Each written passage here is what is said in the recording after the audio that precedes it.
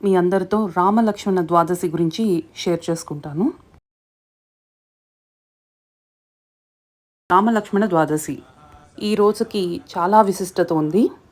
ఈ రోజుని ఆరోగ్యకరమైన పిల్లలను కనడం కోసం దంపతులు ప్రధానంగా ఉపవాసాన్ని పాటిస్తారు. అలా కాకుండా గర్భం దాల్చడంలో ఇబ్బంది ఉన్న దంపతులు కూడా సంతానం పొందేందుకు ఈ వ్రతాన్ని చేస్తూ ఉంటారు. ముఖ్యంగా పుత్ర సంతానం గురించి ఈ వ్రతాన్ని ఆచరిస్తారు. ఈ తిథి నాడు చేసే ఉపవాసం యొక్క ప్రాముఖ్యతను వశిష్ఠ మహర్షి దశరథ రాజుకి వివరించారు. ఈరోజు శ్రీరాములు వారిని లక్ష్మణుణ్ణి పూజిస్తారు. ఈ ద్వాదశి నిర్జల ఏకాదశి మరుసటి రోజు అంటే జ్యేష్ఠ మాసంలోని శుక్లపక్షంలో ద్వాదశి నాడు వస్తుంది. దశరథుడు ఈ వ్రతాన్ని ఆచరించి మరుసటి సంవత్సరం చైత్రమాస నవమి నాటికి శ్రీరాముణ్ణి అంటే ఆ శ్రీహరిని కుమారుడిగా పొందాడు. ఈ ద్వాదశిని చెంపక ద్వాదశి అని పిలుస్తారు. చెంపక ద్వాదశి రోజున శ్రీక్షేత్రంలో అంటే పూరిలో ఆ రోజు పెద్ద వేడుకగా చేస్తారు. ఈరోజు స్పెషల్గా చెంపక పుష్పాలతో స్వామివారిని అలంకరిస్తారు. దేవగన్నేరు అంటారు చూడండి, గుళ్ళల్లో ఉంటుంది ఆ పుష్పం. సంతానం గురించి ఈ వ్రతం చేసే వాళ్ళైతే ఉపవాస దీక్ష చేస్తే మంచిది. మోక్షం గురించి కనుక ఈ వ్రతం చేస్తే ఈ రోజంతా రాముల వారి ధ్యానంలో ఎక్కువ ఉండడానికి ట్రై చేయాలి. వైష్ణవ ఆలయ దర్శనం, రామాయణంలోని బాలకాండ పఠనం చేస్తూ ఉండాలి. పండ్లు, పాలు, సాబుదానా కిచడి, నీరు ఇలాంటివి ఏమైనా తీసుకోవచ్చు. ఈ రోజుకి ఇంకొక ప్రత్యేకత కూడా ఉంది. ఈ రోజునే జగద్గురువు ఆదిశంకరాచార్యుల వారు తనువు చాలించిన రోజు, అంటే ఆయన అవతార పరిసమాప్తి గావించిన రోజు.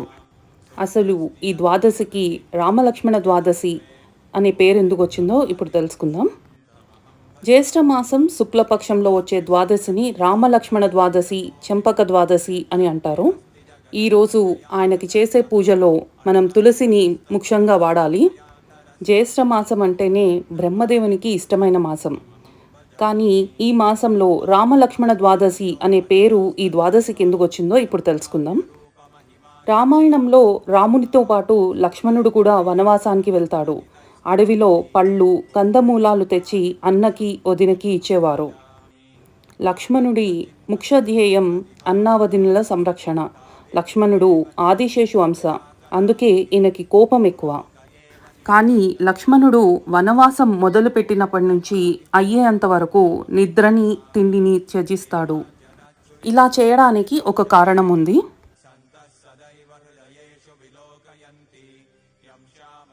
రావణాసురుడికి ఇంద్రజిత్ పుట్టే సమయంలో రావణాసురుడు తన శక్తితో నవగ్రహాలన్నిటినీ ఒకే రేఖాంశంలోకి తీసుకుని వస్తాడు. ఇలా చేయడం వల్ల తన కొడుకు ఈ భూమండలాన్ని రాజుగా ఏలుతాడని, అలాగే పూర్ణ ఆయుష్తో ఉండాలని సంకల్పించి గ్రహాలన్నిటినీ ఒకే రేఖాంశం మీదకి తెచ్చినప్పుడు అదే సమయంలో శని భగవానుడు కొంచెం కదులుతాడు. ఇలా జరగడం వల్ల ఇంద్రజిత్తు అల్పాయుషుతో పుడతాడు. ఇంద్రజిత్తు పెద్దవాడైన తర్వాత తండ్రి బాధ తట్టుకోలేక తనని సంహరించాలంటే సాధ్యం కాని వరాన్ని పొందుతాడు. అదే ఎవరైతే 14 సంవత్సరాలు నిరాహారంగా ఉంటారో వారితో మాత్రమే తనకు చావు పొందే వరం కోరుకుంటాడు.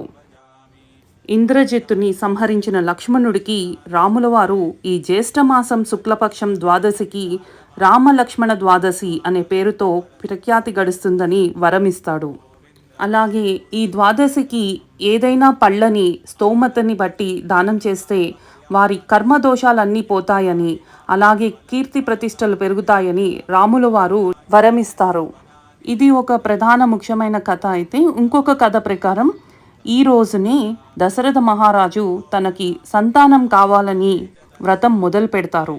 అలా దశరథ మహారాజు ఈ జ్యేష్ఠ మాసం శుక్లపక్షం ద్వాదశి రోజున తనకు సంతానం కావాలని సంకల్పించి ద్వాదశి నాడు ఈ వ్రతాన్ని మొదలు పెడతారు. అలా మరుసటి సంవత్సరం చైత్రమాసంలో రాముల వారు భరత లక్ష్మణ శత్రుఘ్నులు పుడతారు. వరాహ పురాణం ప్రకారం ప్రతి మాసంలో వచ్చే శుక్లపక్షంలోని ద్వాదశి చాలా విశేషమైనది. ఈ ద్వాదశి రోజున అంటే జ్యేష్ఠమాసం శుక్లపక్షం ద్వాదశి రోజున శ్రీరాముల వారిని లక్ష్మణుణ్ణి పూజించాలని సూత మహర్షి చెప్పారని వరాహ పురాణంలో చెప్పబడింది. శ్రీరాముడు విష్ణు రూపం, విష్ణు అవతారం. ఆదిశేషుడు లక్ష్మణుడి రూపం. వీరిని ఈరోజు పూజించడం వలన గవామయ యాగం చేసిన ఫలితం కలుగుతుందని పురాణాలు చెప్తున్నాయి. అంటే 1 సంవత్సరం పాటు నిర్విఘ్నంగా యాగాన్ని చేయడాన్ని గవామయ యాగం అంటారు. ఈ ద్వాదశిని చెంపక ద్వాదశి అని కూడా అంటారు. ఈ రోజునే జగద్గురువు ఆదిశంకరాచార్యుల వారు తనువుని చాలించిన రోజు, అంటే తన అవతారాన్ని పరిసమాప్తి చేసిన రోజు. నేనైతే ఇంట్లోనే ఇలా సింపుల్గా పూజ చేసుకున్నాను. ఉపవాసం అయితే నేను ఉండలేదు, కానీ పూజ చేసుకున్నాను. ఈరోజు నేను సీతారాముల వారిని, అలాగే లక్ష్మణస్వామిని, ఆదిశంకరాచార్య స్వామి వారిని నేను పూజించుకున్నాను.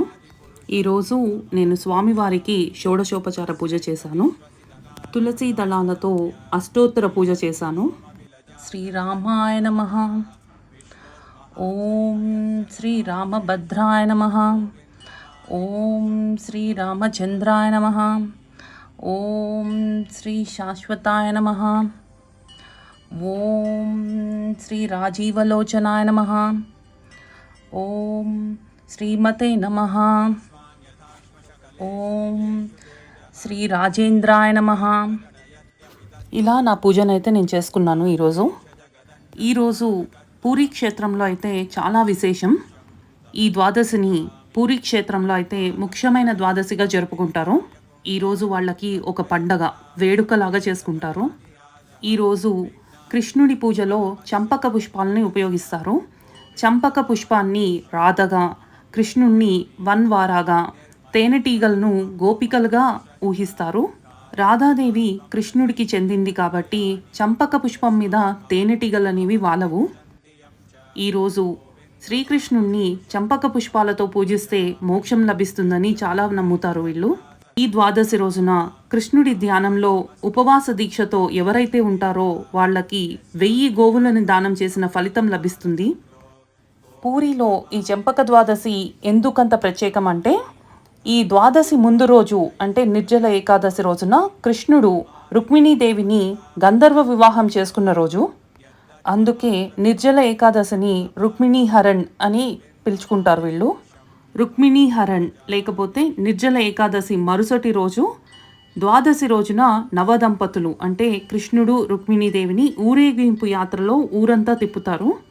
ఈరోజు చంపక పుష్పాలతోనే స్వామివారికి పూజిస్తారు.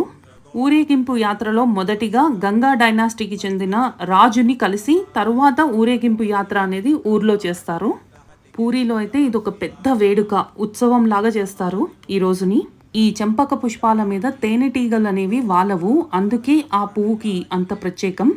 శ్రీకృష్ణుల వారికి ఈ పువ్వు అంటే చాలా ఇష్టం.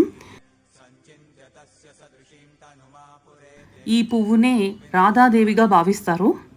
ఈ పుష్పాన్ని చంపక పుష్పం లేకపోతే చంపా పుష్పం అని కూడా పిలుస్తారు. ఒకవేళ ఎవరికైనా చంపా పుష్పాలు దొరకకపోతే వాళ్ళు తెల్లని పుష్పాలు కానీ లేత పసుపు రంగు వర్ణంలో ఉండే పుష్పాలను కానీ ఈ పూజలో వాడుకోవచ్చు కృష్ణుడికి.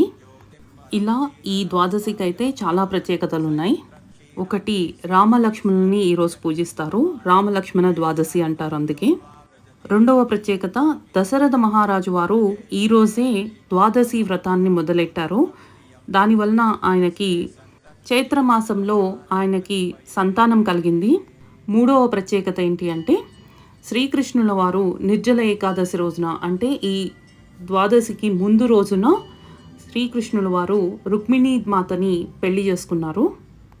అందుకే ఈ ద్వాదశి రోజున అంటే పెళ్లి అయిన నెక్స్ట్ డే నవదంపతులకి ఊరేగింపు యాత్ర జరుగుతుంది ఊర్లో. ఈ ద్వాదశి రోజున 4వ ప్రత్యేకత ఏంటి అంటే, చంపక పుష్పాలతో స్వామివారికి పూజిస్తారు. ఈ చంపా పుష్పాలని చంపక పుష్పాలని కూడా అంటుంటారు.